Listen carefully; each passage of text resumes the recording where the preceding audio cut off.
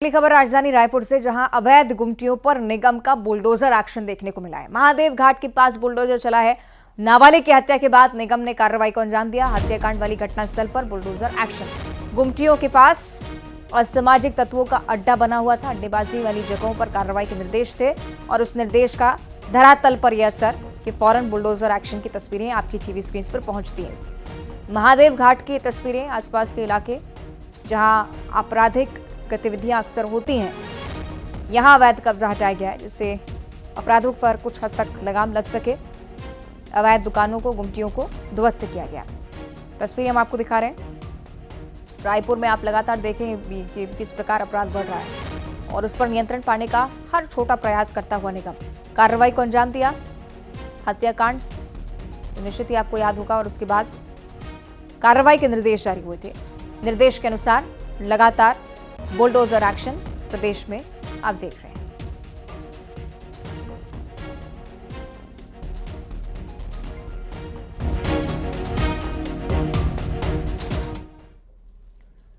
और अब अगली बड़ी खबर भिलाई से, जहां इस्पात संयंत्र में एक बार फिर से हादसे की खबर सामने आ रही है। यूआरएम के फिनिशिंग क्षेत्र में हादसा हुआ।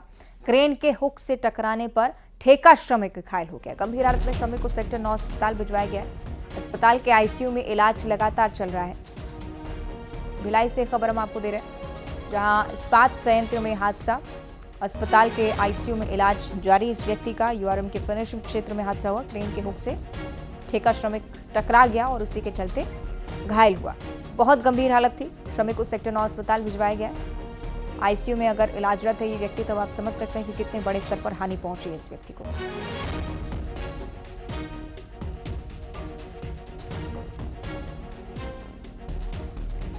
तो भिलाई की खबर हम आपके साथ साझा करें और अक्सर आप इस प्रकार के हादसे भिलाई इस्पात संयंत्र में देखेंगे।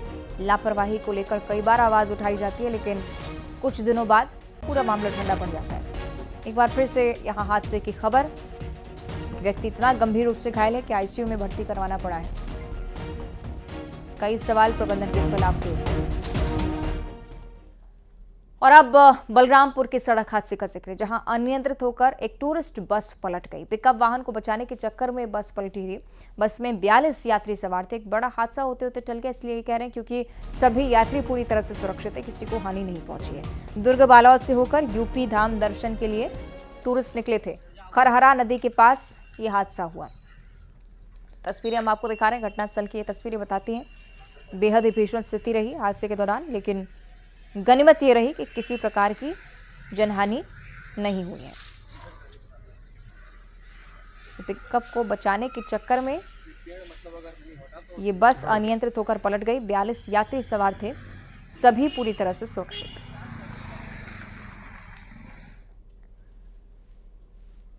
और हिट एंड रन कानून के विरोध में ड्राइवर्स संघ ने फिर से अनिश्चितकालीन हड़ताल का ऐलान किया है, लेकिन राजधानी में ड्राइवर्स की हड़ताल का कुछ खास असर नजर आ नहीं रहा है।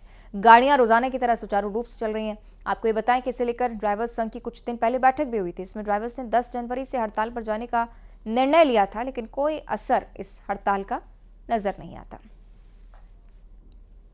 कानून के विरोध में एक बार फिर ड्राइवर्स संघ के द्वारा अनिश्चितकालीन हड़ताल किया जाएगा और छत्तीसगढ़ के 65,000 से अधिक ड्राइवर्स जो हैं हड़ताल पर रहेंगे, ऐसी बात कही जा रही है। हालांकि कुछ संगठनों ने यातायात को बाधित करने के साथ परिचालन से इनकार किया है, लेकिन छत्तीसगढ़ में फिलहाल पूरी तरह से हड़ताल वाली स्थिति जो है वह नजर नहीं आ रही है। इस वक्त मैं मौजूद हूँ राजधानी के भाटागांव बस स्टैंड में और यहाँ की तस्वीर आपको दिखाना चाहूंगी कि देखिए सवारी भी जो है बस स्टैंड पर पहुंचे हैं। बसें पूरी तरह से लगी हुई है और बसों का परिचालन भी पूरी तरह से चालू है।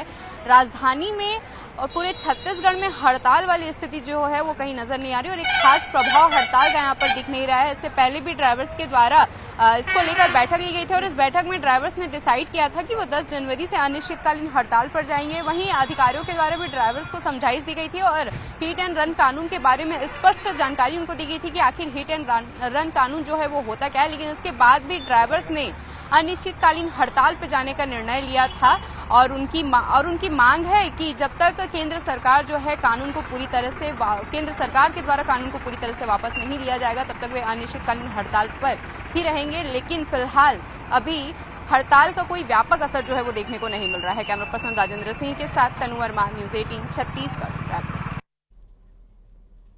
और उधर सरगुजा कलेक्टर ने ड्राइवर हड़ताल के मामले में विभिन्न चालक संघ और संगठनों की बैठक ली। हड़ताल कर रहे ड्राइवर्स को समझाइश दी गई और अफवाह बताया इस पूरी हड़ताल को।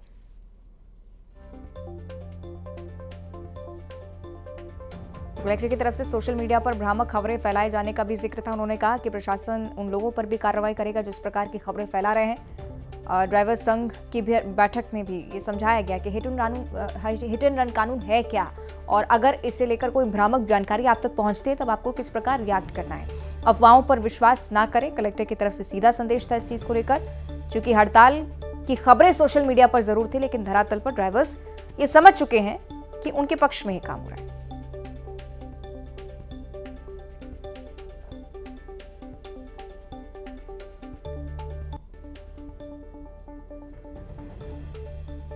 तो ये बड़ी खबर हम आपको बता रहे हैं। सरगुजा में ड्राइवर्स की हड़ताल का असर नहीं और इसी के चलते कलेक्टर की तरफ से बैठक ली गई।